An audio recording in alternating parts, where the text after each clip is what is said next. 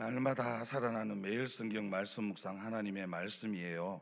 하나님 아버지, 살든지 죽든지 복음을 위하여 나아가는 저희가 되기를 원합니다. 말씀해 주시옵소서. 듣겠습니다. 복음을 위하여 나아가려면 첫 번째로 나의 매임을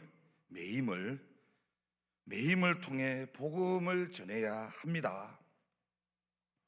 나의 매임, 구속이 복음 전파의 수단과 방법이 되어야 합니다. 읽지는 않았지만 오늘 12절에 보니 형제들아, 내가 당한 일이 도리어 복음 전파의 진전이 된 줄을 너희가 알기를 원하노라고 하세요. 바울은 자신이 감옥에 갇힌 것이 도리어 복음을 전하는 일에 진전이 되었다고 합니다. 우리도 그래요. 내가 당한 일로 복음이 나와 우리 가정에 전해졌다면 그것은 부끄러운 일이 아니잖아요. 오히려 복음 전파에 진전이 되는 일인 줄로 믿습니다. 13절과 14절에 또 보니 이러므로 나의 매임이 그리스도 안에서 모든 시위대 안과 그 밖에 모든 사람에게 나타났으니 형제 중 다수가 나의 매임으로 말미암아 주 안에서 신뢰함으로 겁없이 하나님의 말씀을 더욱 담대히 전하게 되었느니라고 해요. 우리 매임은 우리가 있는 곳에 복음이 전해질 필요가 있기에 하나님이 허락하신 것인 줄로 믿습니다.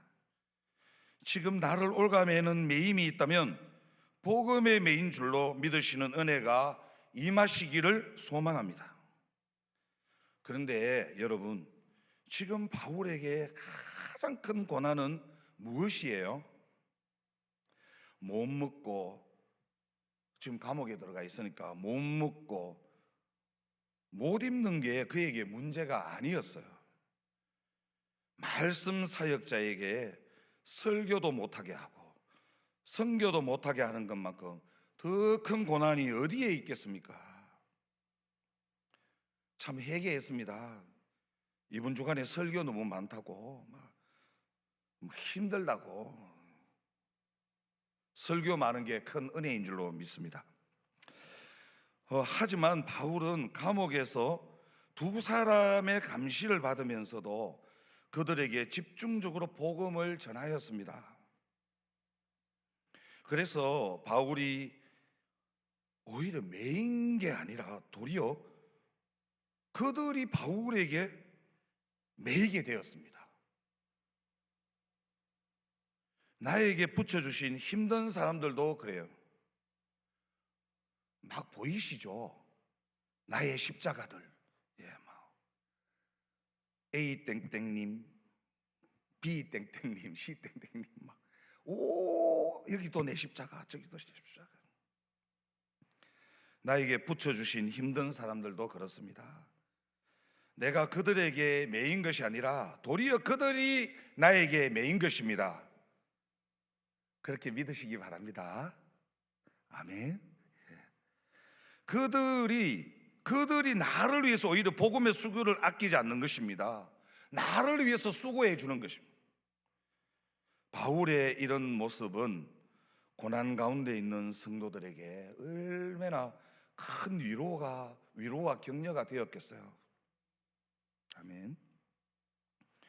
지금 얼마나 그 복음 때문에 빌립보 교인들이 뭐 박해받고 고난받고 핍박받고 환난받고 있잖아요. 근데 환난받고 있는 바울이 이렇게 얘기하니 얼마나 큰 위로와 격려가 되었겠어요. 그래서 빌립보 성도들이 바울의 매임으로 말미암아 주 안에서 신뢰함으로 겁없이 하나님의 말씀을 더욱 담대히 전할 수 있었던 것입니다. 저와 여러분들도 나의 매임이 오히려 복음의 진보를 이루어 간다는 사실을 믿으시는 이 복된 주일 아침 되기를 간절히 축복합니다. 아멘. 딱 내게 한 번 더 적용해 보세요. 저와 여러분은 지금 어디에 매여 있습니까? 악성 루머, 중독 고난, 자녀 고난, 물질 고난, 아이고 회사에서 진급이 안 돼서 진급 고난, 어디에 매여 있습니까? 그 매임으로 말미암아 하나님의 말씀을 더욱 담대히 전하고 계세요. 이혼의 고난이 와도, 명예의 고난이 와도, 말씀의 고난이 와도, 어떤 환난과 핍박의 고난이 와도 더욱더 담대히 하나님의 말씀을 전하고 계신가요? 복음을 위하여 나아가려면 두 번째로 살든지 죽든지 그리스도를 존귀하게 해야 합니다. 그리스도를 존중하고 귀하게 여기기도 해야 합니다. 당시 기록에 의하면 로마의 시위대, 그 어마무시한 로마의 시위대는 약 9천 명에서 1만 명에 이르는 군사들로 조직되었다고 합니다. 특히나 이들 중 총독의 관청과 궁전을 지키던 친위대라 하면은 마오쩌둥의 홍위대나 그죠, 히틀러의 게슈타포 같은 비밀 경찰 같은 무시무시한 조직이죠. 그 친위대는 로마의 사상, 로마 황제가 신이라는 그 로마의 사상으로 철저하게 무장된 집안의 혈통을 가져야만 소속될 수 있는 골수 조직이었습니다. 와, 그러니까 갈도 뭐하는 조직이죠. 옆도 뒤도 안 보고 앞만 쫙 보고 가는 오직 로마 하는 그런 조직이 친위대입니다. 이처럼 견고한 곳에 어찌 복음이 뚫고 들어가겠습니까? 그래서 바울의 매임은 로마를 복음화하는데 반드시 꼭 필연적으로 당연히 있어야 할 사건이었습니다. 안 그러면 접근성이 없잖아요. 친위대에 가로막혀서 들어가지도 못하죠. 감옥에 들어가니까 로마에 들어갈 수 있었으니까. 바울의 매임은 로마를 복음하는데 꼭 필요한 사건이었습니다. 하나님의 계획에는 이처럼 우연이 없는 줄로 믿으시기 바랍니다. 아멘. 19절에 보니 바울은 너희의 강구와 예수 그리스도의 성령의 도우심으로 나를 구원에 이르게 할 줄 안다고 고백합니다. 우리가 보기엔 감옥에서 당장 풀려나는 것이 바울이 원하는 구원인 것 같지 않으세요? 그러나 20절과 21절에 보니 살든지 죽든지 내 몸에서 그리스도가 존귀하게 되게 하려 하나니 이는 내게 사는 것이 그리스도니 죽는 것도 유익함이라고 합니다. 내 몸은 성령의 전이잖아요. 내가 교회잖아요. 그러니 내게 사는 것이 그리스도니까 죽든지 살든지 상관없다는 것입니다. 이렇게 구원의 확신이 분명한 사람들은 세상이 우찌할 방법이 없습니다.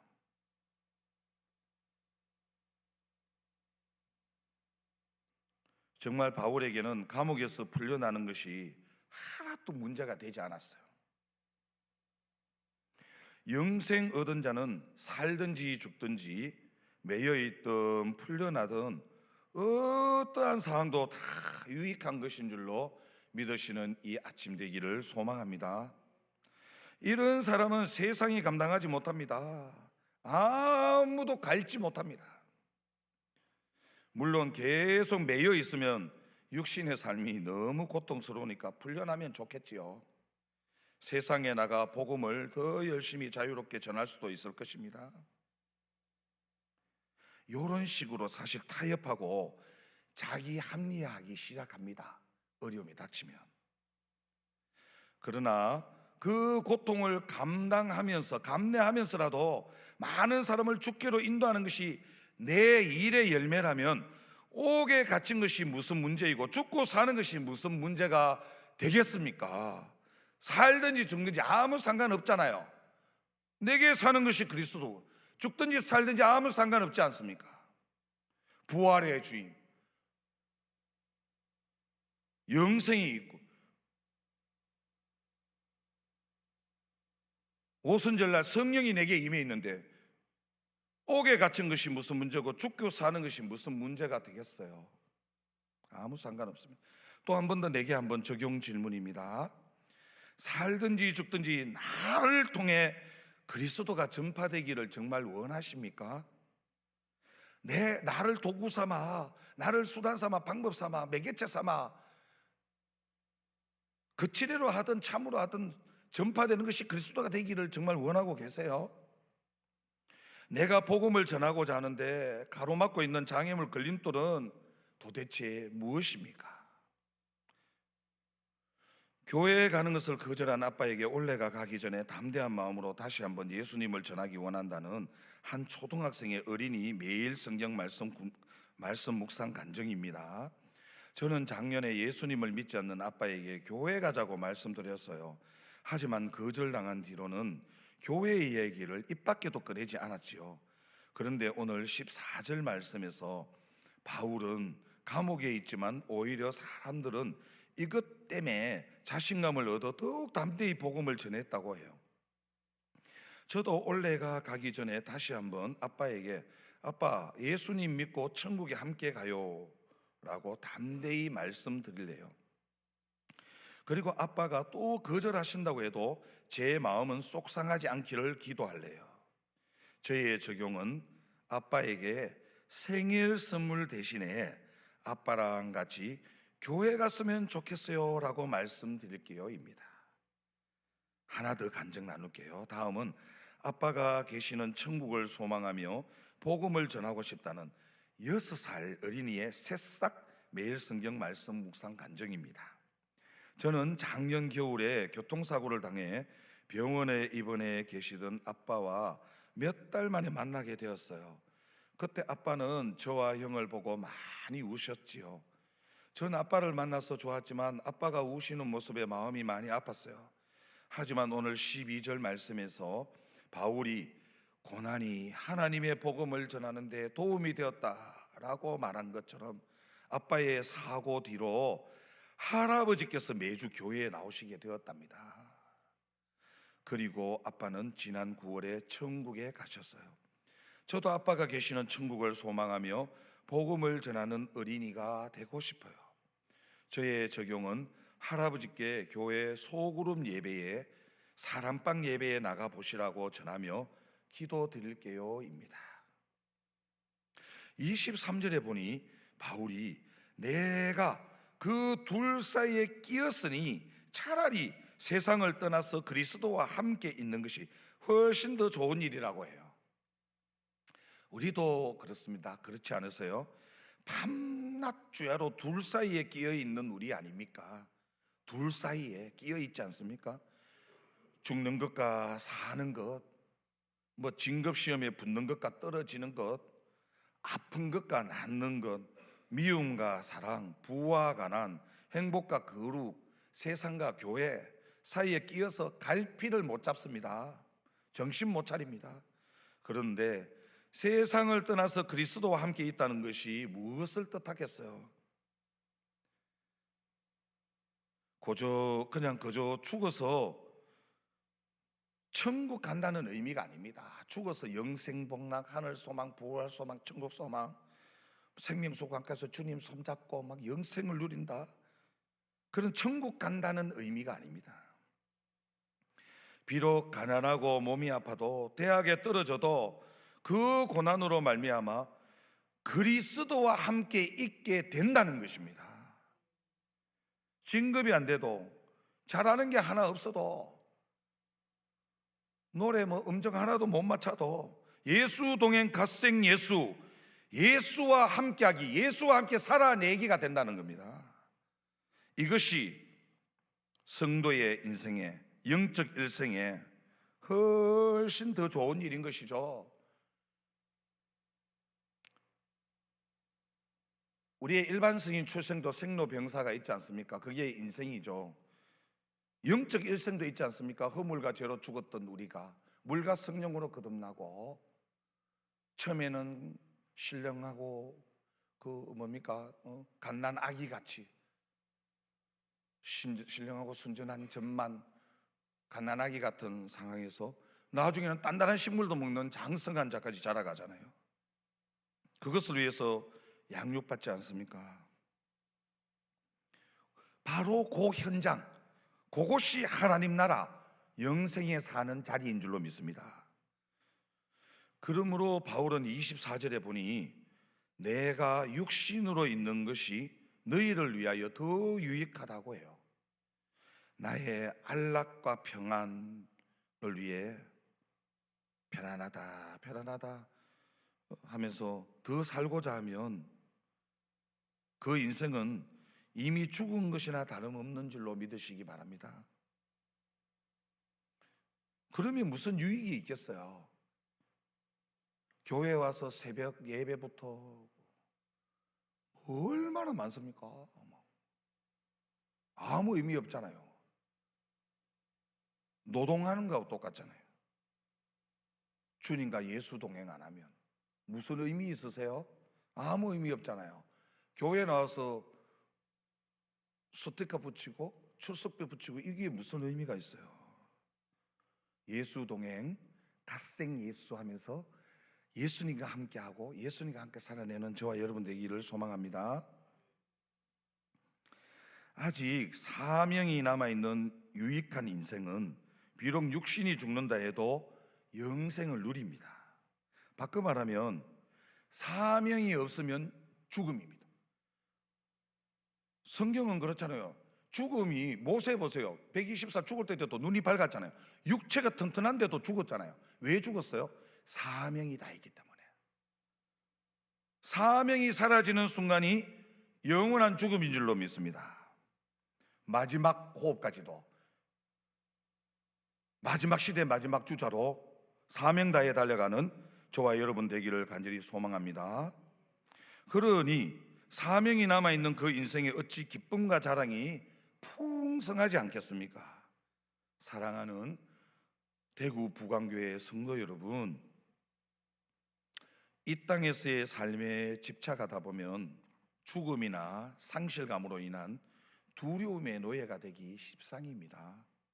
하지만 바울은 살든지 죽든지 그리스도를 위해 내 목숨, 자기 목숨까지 바칠 각오가 되어 있었기에 이렇게 제대로 살 수 있었습니다. 오늘도 사명 때문에, 복음의 사명 때문에 목숨 걸고 생명 걸고 달려갈 때 영생을 누리는 복된 주일 아침 되기를 간절히 주님의 이름으로 축복합니다. 오늘은 주신 말씀 가지고 이렇게 기도하시면 참 좋겠습니다. 사명 있는 자는 영원히 죽지 않습니다. 살든지 죽든지 그리스도를 위하여 목숨 걸고 생명 걸고 복음의 진보를 위해 삶으로 살아내게 하여 주시옵소서. 주님, 피곤합니다. 둘 사이에 꼽살이 끼어서 살지 않게 주 예수여 도와주시옵소서. 성령이여 힘을 주시옵소서. 나는 죽고 예수로 사는 삶, 사나 죽으나 예수를 위하여 복음을 위하여 살게 해달라고 오늘 주님이라 하는 분 부르짖고 합심하여 기도드리겠습니다. 주여, 주님, 주여, 주님, 나는 죽고 예수로 사는 삶, 아버지여 잘 안되지만 아버지 내 삶의 연장 속에서 아버지여 그렇게 살아갈 수 있도록 주 예수여 은혜 위에 은혜를 주시옵소서. 힘을 주시옵소서. 감당할 수 있는 능력을 주시옵소서. 아버지여 사명에 있는 자는 영원히 죽지 않습니다. 아버지여 사명감으로 한날 불타오르는 아버지여 사명자로 아버지여 영원한 생명을 누리며 마지막 시대 마지막 주자로 힘있게 둘 사이에 끼어서 아무 능력도 없는 자로 살아가는 것이 아니라 오직 예수, 오직 성령, 오직 말씀으로 능력의 삶 살아가게 하시고 오직 종기를 우리 주 예수 그리스도께 돌리는 구원받은 자의 삶을 살아갈 수 있도록, 이기는 자의 삶을 살아갈 수 있도록 주 예수의 은혜 위에 은혜를 주시옵소서. 일평생 동행하여 주시옵소서. 주여. 주님, 바울 사도는 내게 사는 것이 그리스도니 죽는 것도 유익하다고 말합니다. 내가 그 둘 사이에 끼었으니 그렇게 꼽사리 끼어서 사느니 차라리 세상을 떠나서 그리스도와 함께 있는 것이 훨씬 더 좋은 일이지만, 내가 육신으로 있는 것이 너희를 위하여 더 유익한 것이기 때문에 나의 안락과 편안을 버리고 사명이 남아있는 유익한 인생으로 그리스도와 함께 고난에 동참하는 사명으로 산다고 합니다. 주님, 참으로 사도 바울이 많이 힘든 삶을 스스로 자초하고 있지만 내가 당한 일이 도리어 복음 전파의 진전이 된 줄을 너희가 알기를 원한다고 한 것처럼 우리의 모든 매임으로 말미암아 하나님의 말씀을 더욱 담대히 전파하는 우리 모두가 되게 하여 주시옵소서. 우리가 당하는 모든 고난이 영혼을 살리는 약재료가 되어서 살든지 죽든지 그리스도와 함께하며 주님의 구원사역에 동참할 수 있도록 주 예수여 역사하여 주시옵소서. 우리 주 예수 그리스도의 이름으로 기도드리옵나이다. 아멘.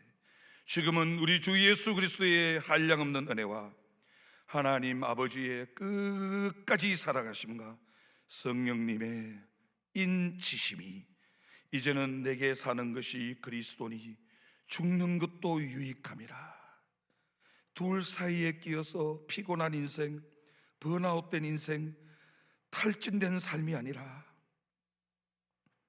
십자가의 전달자로 간절한 기도와 소망으로 살든지 죽든지 내 몸에서 그리스도만 존귀 여김을 받는 삶 살기로, 나는 죽고 예수를 사는 삶 살기로 결단하는 모든 사명자들 위에와 몸된 대구 부강교회와 지금 이 순간 고개 숙인 모든 주의 백성들 머리 위에 지금으로부터 영원토록 함께 있을지어다. 아멘.